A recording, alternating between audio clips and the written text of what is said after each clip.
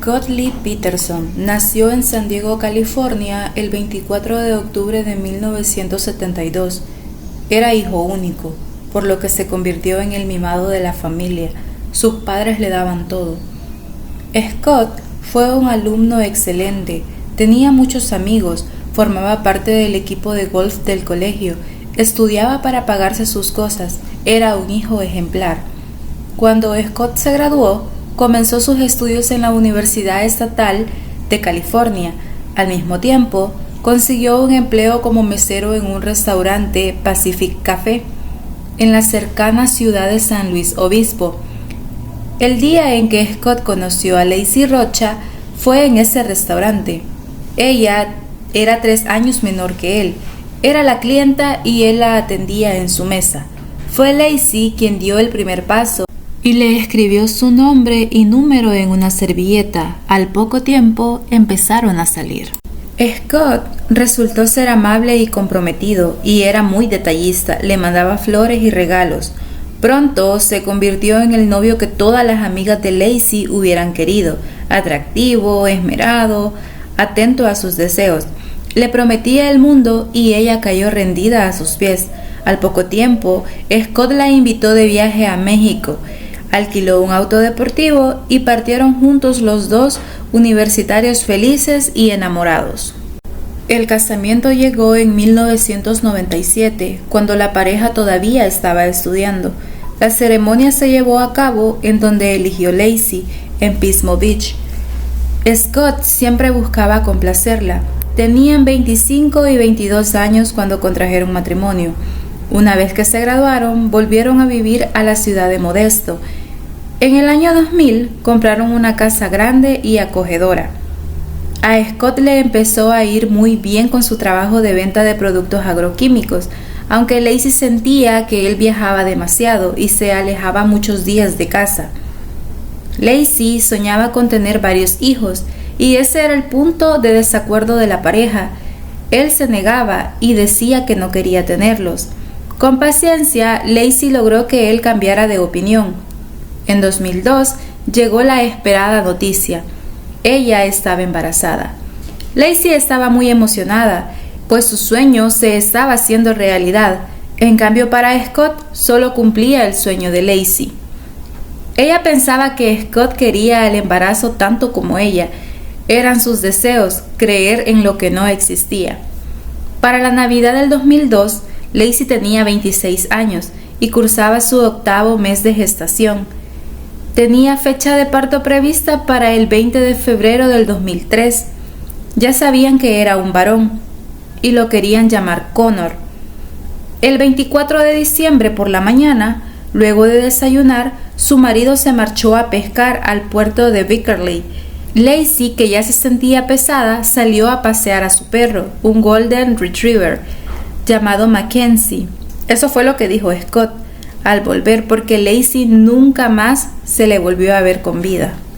Horas más tarde, cuando Scott volvió de su supuesta salida de pesca en la bahía de San Francisco, encontró que su perro andaba suelto por el jardín, arrastrando la correa. Su vecina le dijo que lo había encontrado en la calle y lo introdujo al patio de la casa. Scott no se alarmó al ver que el perro estaba sin Lacey. Se bañó, comió pizza y a las 5 pasadas llamó a su suegra, Sharon Rocha, para preguntarle si Lacey estaba con ella. Sharon le respondió que no. Entonces Scott le dijo, entonces está desaparecida. A Sharon se le hizo raro porque son palabras muy precipitadas. Después de eso comenzaron los llamados frenéticos a las amigas de Lacey y la búsqueda por el barrio.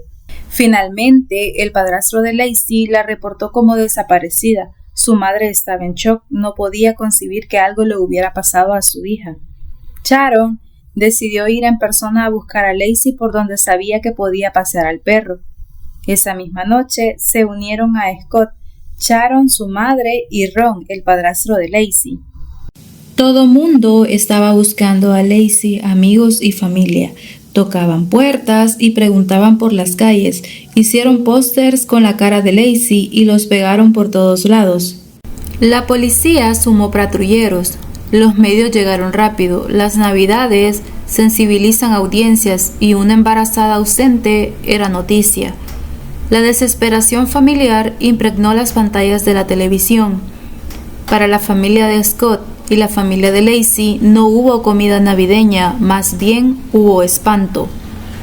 Los detectives enviados a la casa encontraron a un Scott calmado, colaborador y bastante sereno. Al Brochini, quien estaba a cargo del caso, revisó la casa en busca de rastros de alguna lucha. Pensaba en un posible secuestro. Scott llevó a Brochini a su dormitorio, al vestidor de Lacey, donde estaba la cartera colgada con todos sus documentos y su billetera, a la sala donde se hallaba el árbol gigante de Navidad, con los regalos navideños al pie. Pidió revisar los dos autos de la pareja, el Land Rover de Lacey y la camioneta plateada de Scott. Scott le entregó también el ticket de estacionamiento de la marina donde estuvo pescando. En la camioneta de Scott habían varios recibos de elementos de pesca comprados justamente días antes. El caso rápidamente escaló a los medios nacionales, generando una búsqueda masiva por parte de las autoridades. Se sumaron voluntarios y helicópteros, recorrieron el parque, los arroyos, las casas vecinas. Se llevaron a cabo vigilias encabezadas por la familia y los amigos en la entrada de la casa. En esos primeros días de intenso rastreo, Scott dio una conferencia de prensa. Los padres y hermanos de Lacey apoyaban a Scott sin dudar. Scott mantenía su posición firme de que alguien podía tenerla secuestrada y todos creían esa versión. Según lo que cuenta Scott, Lacey se levantó antes que él esa mañana, cerca de las 7 a.m. Estaba ansiosa por cocinar el pan de jengibre para esa noche e iría a comprar algunas cosas que le faltaban para la cena de Nochebuena. Él, a las 9:30 de la mañana, salió con su camioneta. Nadie puso en duda el relato de Scott sobre lo que había pasado entre la noche del 23 hasta la tarde del 24. Scott no figuraba como un posible sospechoso en la desaparición de su esposa. Con el paso de los días, absolutamente todo sería puesto bajo la lupa. Scott había sido la última persona en haber estado con Lacey, así que tendría que ir a declarar. Al detective Brochini le llamaron la atención varias cosas del interrogatorio de Scott Peterson. Le dijo que había usado para pescar el señuelo plateado que había comprado pocos días antes, pero lo cierto es que ese señuelo estaba todavía en el paquete. ¿Cómo pudo usar algo y estaba totalmente nuevo, empaquetado todavía? El estrés podría ser la causa de esa equivocación. En segundo lugar, sobre la mañana del 24, había dicho dos cosas contradictorias. A unos les había dicho que había ido a jugar golf y a otros que había salido a pescar. El esposo de Lacey justificó el malentendido alegando que en realidad había pensado en ir a jugar golf, pero como hacía tanto frío, había escogido salir a pescar y estrenar su bote. La tercera cosa que llamó la atención del detective fue que al regresar y percatarse de la ausencia de Lacey, Scott no salió a buscarla. Primero se ocupó en lavar su ropa, de bañarse y de comer, sabiendo que su esposa estaba a punto de dar a luz. Había algo más que era raro. Nadie en la familia sabía que Scott tenía un bote que había comprado días antes, el 9 de diciembre. Había algo que llamaba mucho la atención y era su actitud tan calmada, sin urgencias por saber qué ocurría con su esposa. Como si eso no bastara para desatar la desconfianza policial, Scott se negó a realizar el test del polígrafo. La prueba del polígrafo es un método utilizado para verificar la veracidad de las respuestas de una persona, para ver si miente o no. Cuando la suegra le preguntó por qué no quiso hacer la prueba del polígrafo, Scott contestó que eso lo había hecho sentirse muy ofendido. El 26 de diciembre, 2 días después de la desaparición de Lacey, la policía se presentó en la casa de los Peterson. Le pidieron a Scott revisar con más detalle todos los autos, las computadoras y los celulares. Scott fue muy amable, como siempre, pero después de leer la orden les dijo muy seco: no firmaré esto sin tener un abogado. Los agentes se habían adelantado y ya tenían por las dudas la orden de allanamiento autorizada por el juez. Lo sorprendieron. Estuvieron 2 días enteros en esa tarea, revisando todo, incluso el cuarto de Connor, que ya estaba preparado con una cuna blanca y pintado de color celeste. Ahí estaba el bote de casi 5 metros que había comprado y el remolque. En la computadora encontraron que Scott había googleado en internet sobre las mareas en la bahía, no sobre la pesca. Esto llamó mucho la atención. En la camioneta hallaron una arma semiautomática de calibre 22 cargada. Nadie sabía de su existencia. Los empleados de la tienda de agroquímicos de Scott contaron que él les había dicho que había confeccionado una ancla casera. Ahí estaba, era un bloque de cemento con un pedazo de hierro, pero sin cuerda. Había hecho un ancla sin soga, súper extraño, con el propósito de arrojar algo al agua y que no flote. Enredado en los alicates que había utilizado para confeccionarla, hallaron un cabello largo y oscuro, como el de Lacey. El ADN mitocondrial lo confirmó. Ahora todo da un giro inesperado. La amante de Scott, Amber Frey, llamó a la policía. Ellos rápidamente fueron a verla. Necesitaban su testimonio. La investigación cambió por completo. Ahora tenían algo realmente importante sobre Scott. Había una amante que se consideraba novia y que poseía pruebas de su relación. Amber resultó ser una joven atractiva, alta, rubia, de ojos claros e inteligente. Contó que una amiga de ella conocía a Scott y se lo presentó. Amber deseaba formar pareja. Era madre soltera de una pequeña bebé. Scott le resultó buen partido y simpático. Él le dijo que era soltero, que vivía en Sacramento y que viajaba mucho. Parecía alguien interesado en mi vida, venía a visitarme y ponía a mi hija sobre sus hombros. Era atractivo y muy dulce con mi hija, dijo Amber. En el tiempo que pasaron juntos, Amber encontró a un joven interesante, cariñoso y con quien reírse. Scott le contó que nunca se había casado ni tenía hijos porque no lo deseaba, que para él sería suficiente con la hija de ella. Fueron juntos a un festejo para Navidad donde se sacaron fotos. Ese día él llegó con 3 docenas de rosas rojas. La había conquistado.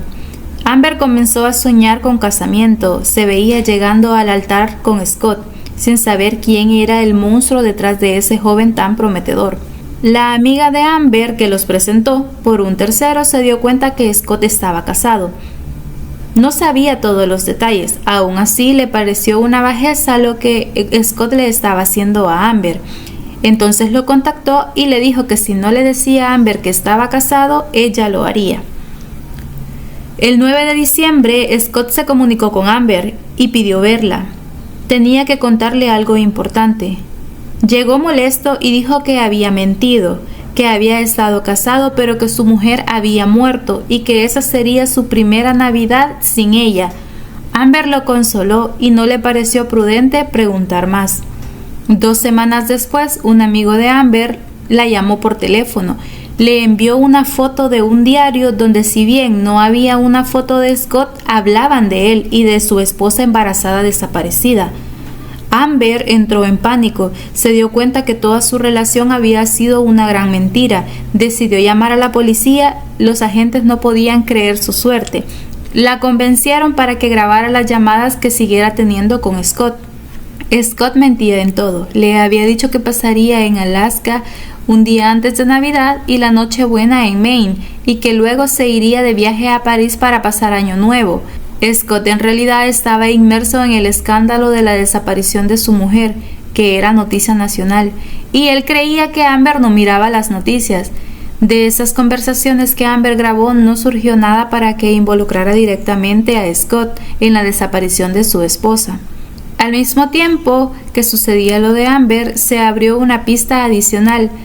Se supo que una de las casas vecinas de Scott había sido asaltada. Era la vivienda de los Medina. Cuando la familia volvió de viaje a su casa el 26 de diciembre, se dieron cuenta que alguien había forzado la puerta principal y que los había robado.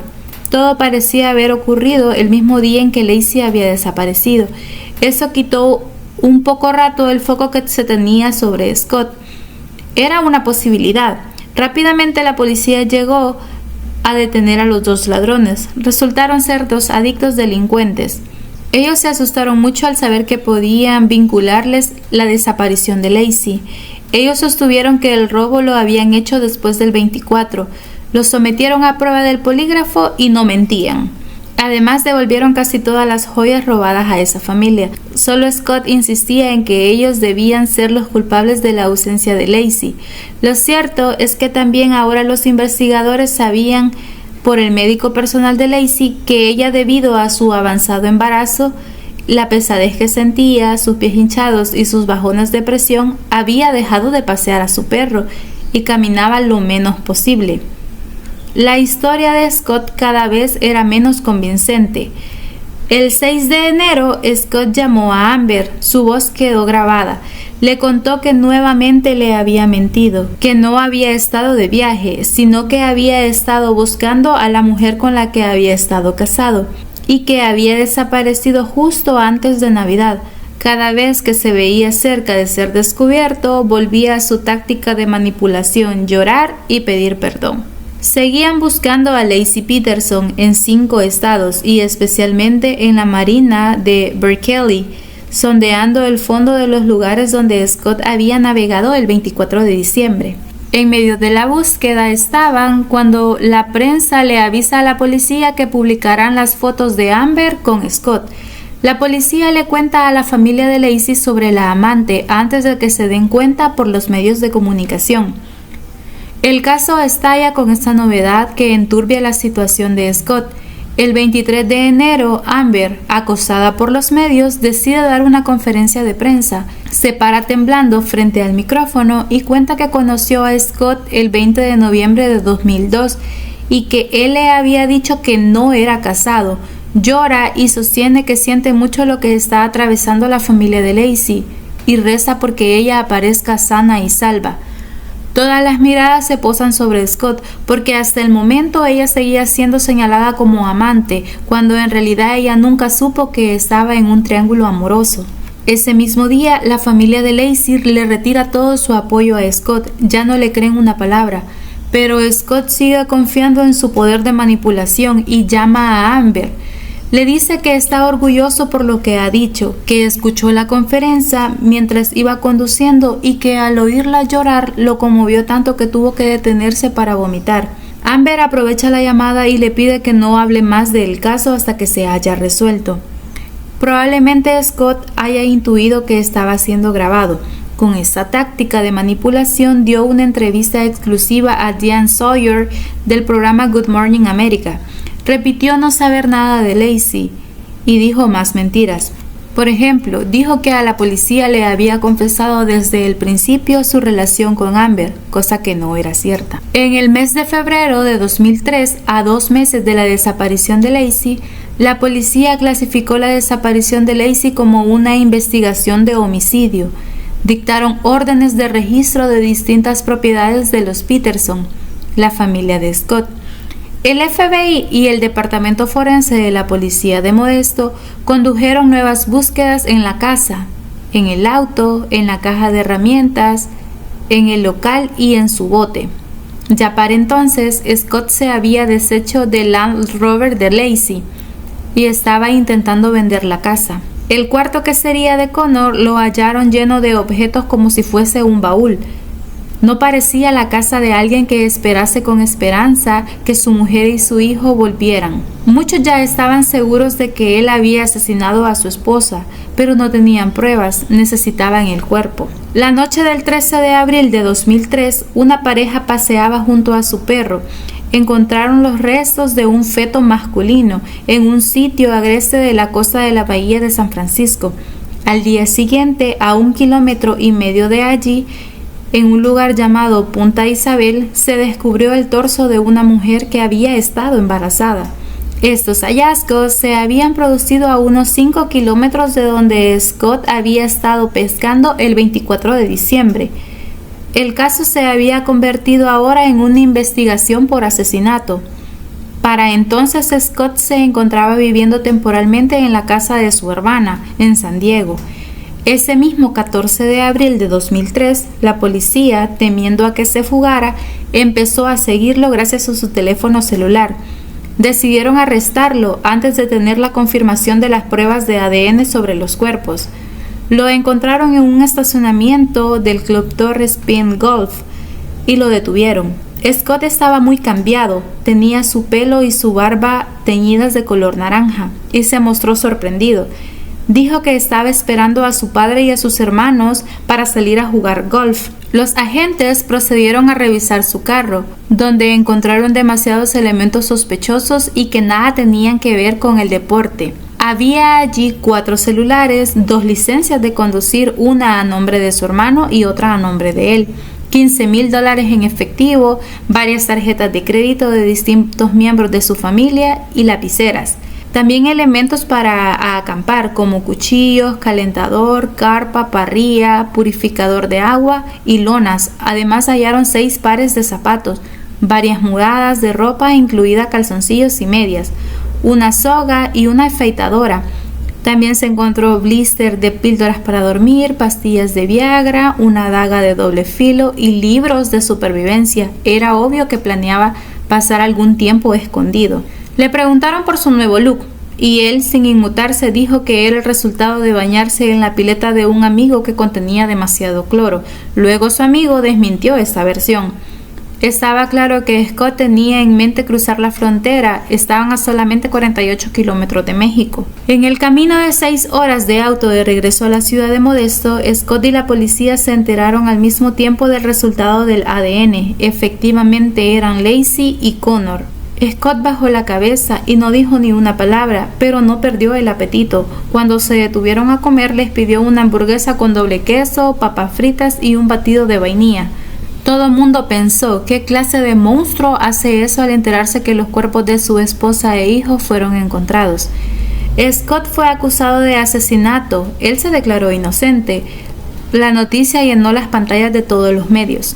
Los restos que encontraron permitieron que se corroboraran las identidades, pero por el avanzado estado de descomposición no se pudieron usar para establecer la causa de ambas muertes. El agua había devuelto lo que quedaba de los cuerpos a la orilla meses después, pero hubo algunos detalles interesantes. El feto estaba intacto, pero tenía una cinta adhesiva enrollada en el cuello, carecía de cordón umbilical y placenta y tenía un corte del lado derecho. El cuerpo de Lacey era un torso sin órganos ni piel, le faltaba la mayor parte de sus piernas, un pie, sus antebrazos completos y su cabeza y cuello. Lo único que se podía dar alguna pista más cercana de lo ocurrido eran esos trozos de cinta adhesiva hallados en el bebé y en el pantalón de Lacey, y la bolsa de cemento encontrada cerca de ellos y que parecía que había sido utilizada como piedra para hundir los restos. Lo cierto es que entre la noche del lunes 23 de diciembre y la mañana del martes del 24, Scott habría asesinado de alguna manera a Lacey en su casa, habría arrastrado el cuerpo hasta su camioneta y luego lo cubrió con unas sombrillas blancas plegadas. Así habría manejado hasta el depósito donde tenía guardado su bote, donde subió el cuerpo a la embarcación para luego conducir con el remolque hasta la marina de Beckerley. Una vez allí comenzó a navegar, amarró a Lacey con las anclas caseras y arrojó el cuerpo lejos de la orilla. Señalaron que el acusado habría realizado con cemento al menos 5 anclas caseras, pero solo se encontraron una en el bote y sin usar. Respecto al móvil de los hechos, los fiscales dijeron no creer que el romance con Amber fuera la causa principal del crimen, sino más bien su motivación podría haber sido recuperar la vida de soltero y tal vez cobrar el seguro de vida de Lacey de $250,000. También se hizo hincapié en el juicio que Scott no quería tener hijos. El jurado vio las fotos de los restos y escuchó la declaración de Amber. Fue crucial para la confesión del retrato de Scott Peterson. Scott se negó a testificar, pero su voz estuvo en esas llamadas llenas de mentiras grabadas por Amber. Los 12 miembros del jurado quedaron sorprendidos por la falta de empatía y emociones que había demostrado el acusado. Su conducta los llevó a pensar en un homicidio premeditado. El 12 de noviembre de 2004, a pesar de la falta de evidencia de ADN que lo involucrara directamente con los crímenes, Scott Peterson fue hallado culpable del homicidio en primer grado de su esposa y en segundo grado de su hijo. Los centenares de personas que estaban congregadas fuera del tribunal gritaron de emoción al conocer el veredicto. Sharon Rocha tuvo la oportunidad de hablarle, lo miró a la cara y le preguntó si su hija había llegado a darse cuenta de que estaba siendo asesinada. Hasta los periodistas lloraron al escucharla y le recriminó a su ex yerno que le hubiera quitado la vida a Laci. Era mi hija, yo confié en vos y me traicionaste. El 16 de marzo de 2005, Scott Peterson fue condenado a muerte en California, Estados Unidos. El juez Alfred DeLucci lo envió a la mañana siguiente a San Quintín, la cárcel más terrible y famosa de los Estados Unidos, donde se unió a otros 643 presos que estaban en el corredor de la muerte esperando la inyección letal. A Scott Peterson no demoraron en llegarle cientos de cartas desde todo el país de mujeres que querían comprometerse con él. Resulta muy difícil comprender la mente humana. Su condena fue cambiada y después de pasar a tener pena de muerte, le dieron cadena perpetua. Terminó ganándose una oportunidad que no tuvieron sus víctimas. Scott Peterson ya no está en la cárcel de máxima seguridad de San Quintín, sino en la prisión estatal de Mule Creek. Hasta el día de hoy, él sigue diciendo que es inocente.